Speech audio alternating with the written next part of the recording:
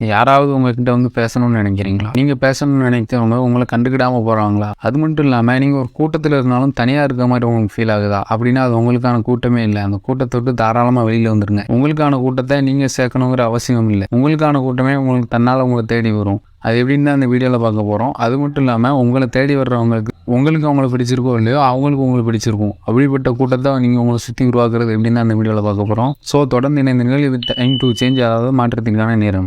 Avoid bad habits. உங்ககிட்ட இருக்க கெட்ட பழக்கத்தை நீங்க கைவிட்டுருங்க. உங்ககிட்ட இருக்க கெட்ட பழக்கத்தை நீங்க கைவிட்டாதான் உங்களை சுத்தி பாசிட்டிவ் வைப்ரேஷன் வரும். உங்களை சுத்தி பாசிட்டிவ் வைப்ரேஷன் இருந்தா நீங்க எப்பவுமே பாசிட்டிவா இருப்பீங்க. நீங்க பாசிட்டிவா இருக்கிறதுனால உங்ககிட்ட வந்து பேசுறவங்களும் ஈஸியா பாசிட்டிவ் ஆயிடுவாங்க. ஸோ உங்களுக்கு இடையில இருக்கக்கூடிய பாண்டிங் ஸ்ட்ராங்காகவே ரொம்பவே சான்ஸ் இருக்குது. உங்ககிட்ட இருக்க கெட்ட பழக்கத்தெல்லாம் விடுறப்ப நீங்கள் ஒரு ஆல்ஃபா மேனாக தெரிவிங்க. அதனாலே நீங்கள் பேசணும்னு நினைக்கிறவங்க உங்களை தேடி வந்து பேசுறதுக்கு சான்ஸ் இருக்குது.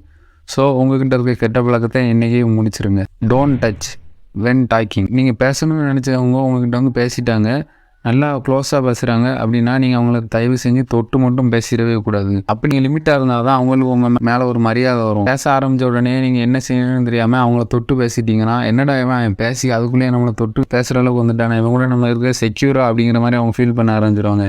ஸோ யாருக்கிட்ட பேசினாலும் உங்களுக்கு அவங்கள பற்றி முழுசாக தெரிகிற வரைக்கும், அவங்களுக்கு உங்களை பற்றி முழுசாக தெரிகிற வரைக்கும் அவங்கள தொட்டு மட்டும் பேசிடாதீங்க.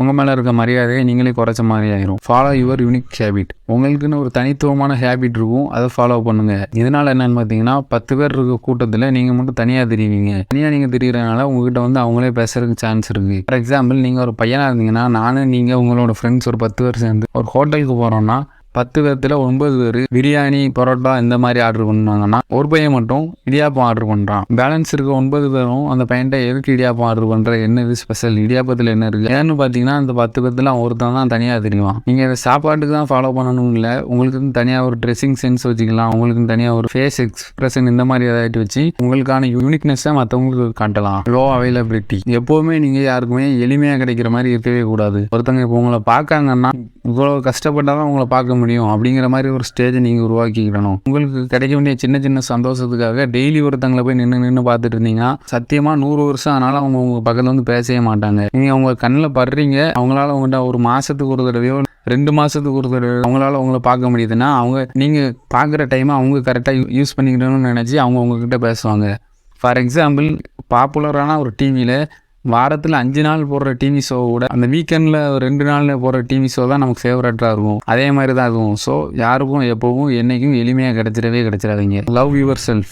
மற்றவங்களுக்கு உங்களை பிடிக்கும்னா முதல்ல உங்களுக்கு உங்களை பிடிக்கணும். உங்களுக்கு என்றைக்கு உங்களை பிடிக்க ஆரம்பிக்கும், அதுக்கப்புறம் தான் மற்றவங்களுக்கு உங்களை பிடிக்க ஆரம்பிக்கும். அதனால் உங்களை லவ் பண்ண நீங்களே விரும்புங்க.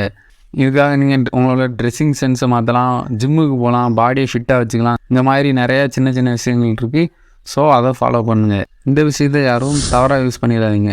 தொடர்ந்து இணைந்திருங்கள். டைம் டு சேஞ்ச், அதாவது மாற்றத்திற்கான நேரம்.